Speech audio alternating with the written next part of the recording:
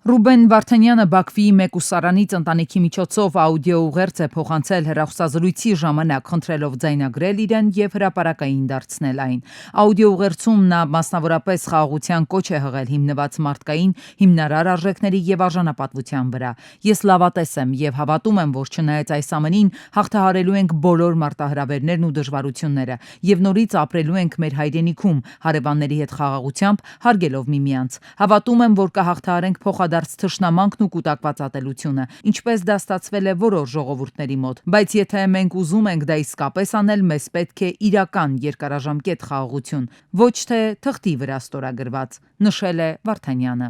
Ես ձեր հետ եմ Ռուբեն Վարդանյանը որպես Կարլենի տղա, Համո Վարդանյանի թոռ եւ իմ բոլոր ժառանգայից ծնողների որդին, իմ Արցախի տատիկի եւ բոլոր մոտիկներին շնորհակալ եմ ձեզ բոլորին, որ դուք ինձ տվել եք այս երջանկությունը հայտնելու եւ սիրելու իմ հայրենիքը։